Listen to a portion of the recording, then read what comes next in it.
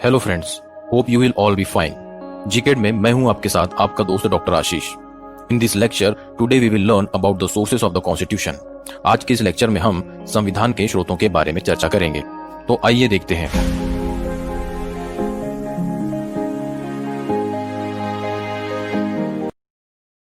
सबसे पहले एक जरूरी बात दोस्तों, यदि आप इस वीडियो में बताए गए टॉपिक को अच्छे से समझना चाहते हैं तो प्लीज वीडियो को पूरा देखें।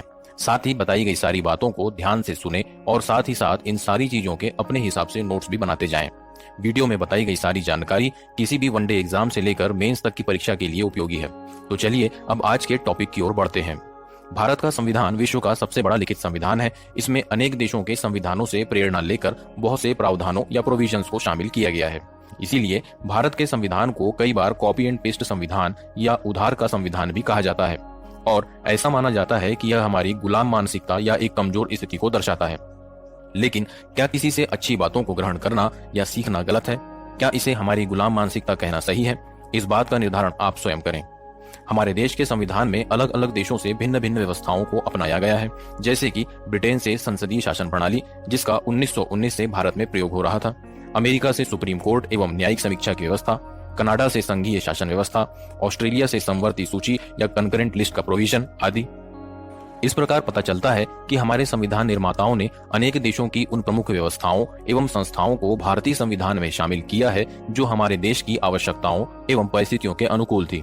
साथ ही भविष्य की आवश्यकताओं के अनुरूप इनमें संशोधन भी किया जा सकता है और भारतीय संविधान की इसी विशेषता के कारण इसे एक जीवित संविधान भी कहा जाता है। तो हम देखते हैं कि भारतीय संविधान का निर्माण विभिन्न देशों के संविधान का अध्ययन करने के पश्चात किया गया है। भारतीय संविधान में विभिन्न देशों के संविधानों की उन समस्त बातों या प्रोविजंस को शामिल किया गया है जो भारतीय परिस्थितियों के अनुकूल थी। भारतीय संविधान के स्रोतों को दो भागों में बांटा जा सकता है, आंतरिक या इंटरनल सोर्सेस और दूसरा बाह्य स्रोत या एक्सटर्नल सोर्सेस। इंटरनल सोर्सेस के अंतर्गत ब्रिटिश भारत में प्रचलित भारत शासन अधिनियम या गवर्नमेंट ऑफ इंडिया एक्ट 1935 शामिल है, जबकि बाह्य स्रोतों के अंतर्गत विभिन्न देशों से लिए गए प्रावधान शामिल हैं। तो चलिए देखते हैं किन किन विदेशी संविधानों से किन किन बातों को भारतीय संविधान में शामिल किया गया है। सबसे पहले हम देखते हैं कि ब्रिटिश कॉन्स्टिट्यूशन से भारतीय संविधान में किन किन चीजों को शामिल किया गया है। तो पहला है संसदीय प्रणाली या पार्लियामेंट्री सिस्टम। यह लोकतांत्रिक शासन की वह प्रणाली है जिसमें कार्यपालिका या एग्जीक्यूटिव अपनी लोकतांत्रिक वैधता या डेमोक्रेटिक लेजिटिमेसी विधायिका या लेजिस्लेचर से प्राप्त करती है। सरल शब्दों में कहें तो कार्यपालिका एग्जीक्यूटिव के मिनिस्टर्स की नियुक्ति जनता के प्रतिनिधियों से की जाती है और ये व्यक्तिगत तथा सामूहिक रूप से विधायिका या लेजिस्लेचर के प्रति जिम्मेदार होते हैं। अगला है संसदीय विशेषाधिकार या पार्लियामेंट्री प्रिविलेज। इसे भी ब्रिटेन के संविधान से ग्रहण किया गया है। संविधान के आर्टिकल 105 में मेंबर्स ऑफ पार्लियामेंट तथा आर्टिकल 194 के अंतर्गत मेंबर्स ऑफ लेजिस्लेटिव असेंबली को कुछ विशेषाधिकार प्रदान किए गए हैं।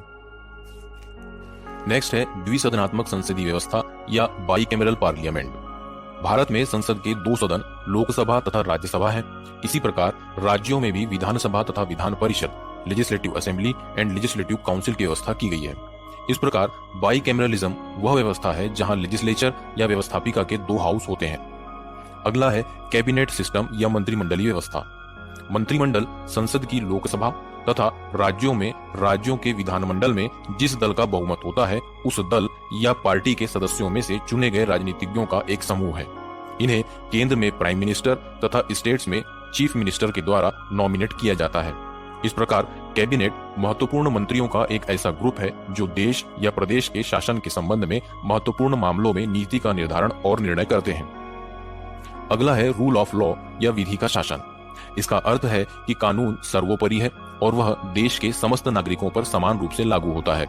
द लॉ इज फॉरमोस्ट और paramount and applies equally to all citizens of the country. कानून की नजर में सभी नागरिक समान है और देश का कोई भी नागरिक कानून से ऊपर नहीं है, चाहे उसकी परिस्थिति कुछ भी हो। अगला है विधि या कानून निर्माण की प्रक्रिया, लॉ मेकिंग प्रोसेस। इसे भी ब्रिटिश संविधान से लिया गया है। किसी भी कानून को बनाने तथा लागू करने की एक निश्चित प्रक्रिया की व्यवस्था भारतीय संविधान में की गई है। नेक्स्ट है एकल नागरिकता या सिंगल सिटीजनशिप, अर्थात भारत में प्रत्येक व्यक्ति को एक ही नागरिकता प्राप्त है और वह है भारत की नागरिकता, चाहे वह किसी भी राज्य में रहता हो। All the citizens in India have the single citizenship and that is citizenship of India. Next है सीएजी की व्यवस्था। सीएजी या controller and auditor general. The constitution of India under article 148 provides for an independent office for the CAG. CAG is the supreme body for audit and accounts in India. इस प्रकार CAG भारतीय संविधान के तहत एक स्वतंत्र प्राधिकरण है जो यह देखता है कि संसद द्वारा निर्धारित की गई सीमा से अधिक धन का व्यय न हो पाए। इस प्रकार सीएजी सार्वजनिक धन का रक्षक है और सार्वजनिक धन के ऑडिट तथा अकाउंट्स के लिए एक सर्वोच्च निकाय है। भारतीय संविधान के अनुच्छेद 148 में सीएजी की व्यवस्था की गई है। अब हम ब्रिटिश संविधान से ली गई बातों को इस दी गई ट्रिक के माध्यम से आसानी से याद रख सकते हैं। जो स्टूडेंट्स वनडे एग्जाम्स की तैयारी कर रहे हैं वे आसानी से इन छोटी छोटी ट्रिक्स के द्वारा इन प्रोविजंस को याद रख सकते हैं। हम इसे विधि बिना मन के संसद गई से याद रखेंगे, जहां के और गई साइलेंट हैं। विधि से हमें दो बातों को याद रखना है। पहला है विधि का शासन और दूसरा है विधि निर्माण की प्रक्रिया। बी से ब्रिटेन से लिए गए प्रावधान है। ना से नागरिकता जो कि कैसी है, एकल या सिंगल सिटीजनशिप। मन से मंत्रिमंडलीय व्यवस्था या कैबिनेट सिस्टम और संसद से संसदीय शासन या पार्लियामेंट्री सिस्टम है। चलिए अब हम देखते हैं अमेरिकी संविधान से कौन कौन से प्रोविजंस लिए गए हैं।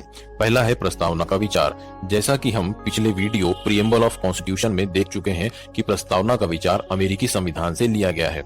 दूसरा है मौलिक अधिकार या फंडामेंटल राइट्स। अब ये फंडामेंटल राइट्स क्या होते हैं? तो fundamental rights are essential for existence and all around development of individuals, hence they are called fundamental rights. मतलब फंडामेंटल राइट्स किसी भी व्यक्ति के जीवन के लिए मौलिक है तथा व्यक्ति के पूर्ण विकास के लिए आवश्यक है और इनके बिना मनुष्य अपना संपूर्ण विकास नहीं कर सकता। फंडामेंटल राइट्स को कॉन्स्टिट्यूशन के पार्ट 3 में आर्टिकल 12 to 35 में शामिल किया गया है। नेक्स्ट है जुडिशियल रिव्यू या न्यायिक पुनरावलोकन। Judicial review is a type of court proceeding in which the judiciary reviews the lawfulness of a decision और action made by a public body. That means न्यायालय किसी भी ऐसे कानूनी या सरकारी कार्य का रिव्यू कर सकता है और उसे अनकॉन्स्टिट्यूशनल या असंवैधानिक घोषित कर सकता है जिसे वह देश के संवैधानिक उपबंधों के खिलाफ समझे। इंडियन कॉन्स्टिट्यूशन के आर्टिकल 137 में जुडिशियल रिव्यू का उल्लेख किया गया है। अगला देखते हैं सुप्रीमेसी ऑफ कॉन्स्टिट्यूशन या संविधान की सर्वोच्चता। The constitution conferred supremacy of constitution in India. All organs of the government such as legislature, executive, judiciary derive their power from the constitution and they cannot in any way override the provisions of constitution। अर्थात संविधान सर्वोच्च है तथा सरकार का कोई भी अंग जैसे कि कार्यपालिका, विधायिका और न्यायपालिका इस संविधान के प्रावधानों का अतिक्रमण या उल्लंघन नहीं कर सकती है। नेक्स्ट है इंडिपेंडेंट जुडिशरी या स्वतंत्र न्यायपालिका। It is important in a democracy that individual जजेस and the judiciary as a whole और impartial and independent of all external pressure, so that those who appear before them and the wider public can have confidence that their cases will be decided fairly and accordance with the law। इस प्रकार स्वतंत्र न्यायपालिका से यह मतलब होगा कि न्यायपालिका बिना किसी दबाव के स्वतंत्र रूप से निष्पक्ष न्याय कर सके। स्वतंत्र न्यायपालिका लोकतंत्र का एक आधार स्तंभ है, इसीलिए इसे लोकतंत्र की रीढ़ या बैकबोन ऑफ डेमोक्रेसी भी कहा जाता है। अगला प्रोविजन है निर्वाचित राष्ट्रपति। भारत का राष्ट्रपति निर्वाचित होगा। भारतीय संविधान के आर्टिकल 52 के अनुसार भारत का एक राष्ट्रपति होगा। There shall be a president of India. तथा आर्टिकल 54 के अनुसार राष्ट्रपति का निर्वाचन आनुपातिक प्रतिनिधित्व प्रणाली के अनुसार एकल संक्रमणीय मत द्वारा होगा और ऐसे निर्वाचन में मतदान गुप्त होगा। The election of president held in accordance with the system of proportional representation by means of the single transferable vote and the voting at such election shall be by secret ballot। इसी के साथ ही राष्ट्रपति को महाभियोग के द्वारा पद से हटाया भी जा सकता है। आर्टिकल 61 में राष्ट्रपति पर महाभियोग की प्रक्रिया का उल्लेख किया गया है। So the article 61 deals with procedure for impeachment of the president. Bharat में उपराष्ट्रपति या वाइस प्रेसिडेंट के पद की व्यवस्था भी यूएसए के संविधान से ही ली गई है। भारतीय संविधान के आर्टिकल 63 के अनुसार भारत का एक उपराष्ट्रपति होगा तथा अनुच्छेद या आर्टिकल 64 के अनुसार वह राज्यसभा का पदेन सभापति होता है। The Article 63 says that there shall be a Vice President of India, and according to Article 64, the Vice President to be ex officio Chairman of the Council of State. साथ ही सुप्रीम कोर्ट तथा high courts के जजेस को हटाने की procedure भी USA के संविधान से ही ली गई है। अगला है वित्तीय आपात या फाइनेंशियल इमरजेंसी। भारतीय संविधान के अनुच्छेद 360 में कहा गया है कि यदि राष्ट्रपति को ऐसा लगे कि देश या उसके किसी भी भाग में ऐसी स्थिति उत्पन्न हो गई है जिससे कि भारत की साख या वित्तीय स्थिरता को खतरा है, तो वह वित्तीय आपातकाल की घोषणा कर सकता है। If the president is satisfied that a situation has arisen whereby the financial stability or the credit of India or any part thereof is threatened, the president may declare a state of financial emergency. अब इन सभी provisions को याद रखने की एक छोटी सी trick देखते हैं। अमेरिका से लिए गए प्रोविजंस को हमें अमेरिका से ही याद रखना है, जहां ए से अमेरिका अर्थात अमेरिका से लिए गए प्रावधान, एम से मॉडल ऑफ प्रीएम्बल या प्रस्तावना का विचार, ई से इमरजेंसी या आपात जो कैसा होगा, फाइनेंशियल या वित्तीय आपात, आर से राइट्स या अधिकार जो है मौलिक या फंडामेंटल राइट्स, आई से इम्पीचमेंट या महाभियोग, सी से कोर्ट्स या जुडिशरी या न्यायालय जो कैसी होनी चाहिए, इंडिपेंडेंट होनी चाहिए अर्थात स्वतंत्र न्यायपालिका। फिर है A and A for additional president. एक अतिरिक्त राष्ट्रपति होता है भारत में जिसे हम वाइस प्रेसिडेंट या उपराष्ट्रपति कहते हैं। अब देखते हैं जापान के संविधान से क्या क्या लिया गया है। यह भी इंपॉर्टेंट प्रोविजन है जो बहुत सी एग्जाम में पूछा गया है। जापान के संविधान से हमने विधि द्वारा स्थापित प्रक्रिया प्रोसीजर एस्टेब्लिश्ड बाय लॉ को ग्रहण किया है। इसका अर्थ है संसद द्वारा निर्धारित किए गए मानदंडों के आधार पर कानून का निर्माण करना। To make laws based on the criteria set by the parliament. इस प्रकार वही कानून मान्य होगा जो संसद में कानून बनाने की एक निश्चित प्रक्रिया के द्वारा ही बनाया गया हो। इसे हम विधि की स्थापना जापान में से याद रख सकते हैं। विधि द्वारा स्थापित प्रक्रिया कहां से ली गई है, तो जापान से। अब हम देखते हैं ऑस्ट्रेलिया के संविधान से लिए गए प्रोविजंस के बारे में। तो ऑस्ट्रेलिया के संविधान से प्रस्तावना की भाषा को लिया गया है। हमने पिछले वीडियो में ही देखा था कि प्रस्तावना की भाषा ऑस्ट्रेलिया के संविधान से ली गई है। दूसरा है समवर्ती सूची या कंकरेंट लिस्ट का प्रोविजन। समवर्ती सूची वह सूची है जिसमें दिए गए विषयों पर केंद्र तथा राज्य दोनों ही के द्वारा कानून बनाया जा सकता है। Both the union as well as the state government can make laws on the subjects mentioned in the concurrent list. There are 52 subjects in concurrent list of the 7th schedule of Indian Constitution.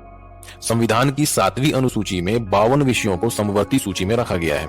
इसी के साथ केंद्र तथा राज्यों के बीच शक्तियों के विभाजन तथा संबंधों की व्यवस्था भी ऑस्ट्रेलिया के कॉन्स्टिट्यूशन से ही ग्रहण की गई है। इन सभी प्रोविजंस को भाषा के समान शक्ति से याद रखें। भाषा में बहुत ही शक्ति होती है और व्यक्ति की भाषा संबंध बना भी सकती है और संबंधों को बिगाड़ भी सकती है। तो भाषा या लैंग्वेज से प्रस्तावना की भाषा, समान से याद रखें समवर्ती सूची या कंकरेंट लिस्ट को, और शक्ति से याद रखें शक्तियों का विभाजन केंद्र तथा राज्यों के बीच। अब जब शक्तियों का विभाजन ठीक से होगा तो संबंध भी ठीक रहेंगे। इस प्रकार केंद्र तथा राज्यों के बीच संबंधों का प्रोविजन भी ऑस्ट्रेलिया के संविधान से लिया गया है। अब नेक्स्ट है कनाडा के संविधान से लिए गए प्रावधान या प्रोविजंस। तो इसमें पहला है संघीय शासन प्रणाली या फेडरल सिस्टम। फेडरलिज्म या संघीय शासन वह व्यवस्था है जिसमें सरकार के 2 या 2 से अधिक स्तर होते हैं, 2 और मोर टियर ऑफ गवर्नमेंट, जैसे केंद्र या सेंटर तथा राज्य या स्टेट। कनाडा की तरह ही भारत में होल्डिंग टुगेदर फेडरेशन को अपनाया गया है, जिसमें राज्यों की अपेक्षा केंद्र को अधिक शक्तिशाली बनाया गया है। इसे हम संघीय शासन वाले वीडियो में अच्छे से समझेंगे। दूसरा है अवशिष्ट शक्तियों या रेसिड्यूरी पावर्स का केंद्र के पास होना। भारतीय संविधान के 7वीं अनुसूची 7th शेड्यूल में 3 लिस्ट्स को शामिल किया गया है, जो है यूनियन लिस्ट या संघ सूची, स्टेट लिस्ट या राज्य सूची तथा कंकरेंट लिस्ट या समवर्ती सूची। यूनियन लिस्ट में दिए गए सब्जेक्ट्स पर कानून बनाने का अधिकार सेंटर या केंद्र के पास है। ऐसे ही स्टेट लिस्ट या राज्य सूची के विषयों पर कानून बनाने का अधिकार स्टेट्स को प्राप्त है, जबकि कंकरेंट लिस्ट या समवर्ती सूची के विषयों पर केंद्र तथा राज्य दोनों ही कानून बना सकते हैं, लेकिन कुछ सब्जेक्ट्स ऐसे भी हैं जो छूट गए हैं या एकदम नए हैं और जिनका उल्लेख यूनियन लिस्ट, स्टेट लिस्ट या कंकरेंट लिस्ट, इन तीनों में से किसी भी लिस्ट में नहीं किया गया है। ऐसे सब्जेक्ट रेसिडुअल या अवशिष्ट विषय कहलाते हैं और इनके संबंध में कानून बनाने का अधिकार केंद्र या सेंटर को प्रदान किया गया है। कनाडा से लिए गए प्रोविजंस को हम कड़े संघ की अवशिष्ट शक्ति से याद रखेंगे, जहां कड़े से कनाडा मतलब कनाडा से लिए गए उपबंध हैं, संघ से संघीय शासन प्रणाली और अवशिष्ट शक्ति से अवशिष्ट या रेसिडुअल पावर्स का केंद्र के पास होना है। अगला देखते हैं रूस के संविधान से लिए गए प्रोविजंस या प्रावधान। रूस के संविधान से मौलिक कर्तव्यों या फंडामेंटल ड्यूटीज के प्रोविजंस को शामिल किया गया है। इसे सरदार स्वर्ण सिंह समिति की सिफारिशों के आधार पर 42nd कॉन्स्टिट्यूशनल अमेंडमेंट 1976 के द्वारा संविधान के भाग 4A के आर्टिकल 51A में शामिल किया गया है। साथ ही प्रस्तावना में social, economic and political justice का विचार भी रूस के संविधान से ही लिया गया है। रूस से शामिल किए गए प्रोविजंस को हम रूमाल से याद रखेंगे। रूस से रूस मतलब रूस से लिए गए प्रावधान और माल से मौलिक कर्तव्य। अगला देखते हैं जर्मनी के वीमर संविधान से लिए गए प्रोविजंस। आपातकाल या इमरजेंसी के दौरान राष्ट्रपति की फंडामेंटल राइट्स के संबंध में शक्तियों को लिया गया है। भारतीय संविधान का आर्टिकल 359 राष्ट्रपति को यह शक्ति देता है कि वह फंडामेंटल राइट्स के सस्पेंशन या निलंबन को लागू करे और ऐसा राष्ट्रपति आपातकाल के दौरान कर सकते हैं। इसे हम जमा नहीं राष्ट्रपति को आपात से याद रखेंगे, जहां जमा नहीं से जर्मनी से लिए गए प्रावधान, राष्ट्रपति से राष्ट्रपति के मौलिक अधिकार संबंधी शक्ति, और ये शक्तियां कब, तो आपातकाल से आपातकाल के दौरान। अगला देखते हैं आयरलैंड के संविधान से लिए गए प्रोविजंस। इसमें पहला है नीति निदेशक तत्व या directive principles of state policy, जिन्हें भारतीय संविधान के पार्ट 4 में शामिल किया गया है। सेकंड है राष्ट्रपति द्वारा राज्यसभा में कुछ सदस्यों को नॉमिनेट किया जाता है जो साहित्य, कला, विज्ञान, समाज सेवा में ख्याति प्राप्त व्यक्ति होते हैं। साथ ही राष्ट्रपति का निर्वाचक मंडल कैसा हो। अब इन प्रोविजंस को हम आया नीति साहित्य निर्वाचित होकर से याद रखेंगे, जहां आया से आयरलैंड से लिए गए प्रोविजंस, नीति से नीति निदेशक तत्व या directive principles of state policy, साहित्य से साहित्य, कला, विज्ञान, समाज सेवा में योगदान के आधार पर सदस्यों का मनोनयन, तथा निर्वाचित से निर्वाचक मंडल किसका, राष्ट्रपति का शामिल है। अब जल्दी से देखते हैं फ्रांस के संविधान से क्या क्या लिया गया है। तो फ्रांस के संविधान से हमने गणतंत्रात्मक शासन प्रणाली को अपनाया है या रिपब्लिक को। प्रीएम्बल ऑफ इंडियन कॉन्स्टिट्यूशन के वीडियो में हम गणतंत्र के बारे में पढ़ चुके हैं। इसे हम फ्रॉग से याद रखेंगे, जहां फ्रॉ से फ्रांस से लिया गया प्रावधान कौन सा है, ग से गणतंत्र मतलब फ्रॉग। तो चलिए अब अंत में दक्षिण अफ्रीका के संविधान से लिए गए इस महत्वपूर्ण प्रोविजन को देखते हैं। दक्षिण अफ्रीका के संविधान से हमने संविधान संशोधन की प्रक्रिया को अपनाया है या प्रोसीजर फॉर कॉन्स्टिट्यूशनल अमेंडमेंट को। इस एक प्रोविजन को आप बिना किसी ट्रिक के याद रख सकते हैं।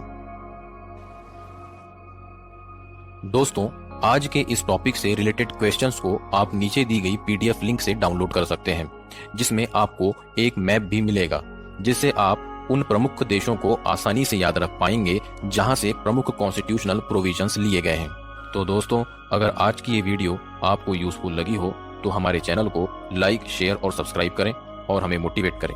इसी के साथ आप सभी का बहुत बहुत धन्यवाद। मिलते हैं अगले वीडियो में एक नए टॉपिक के साथ।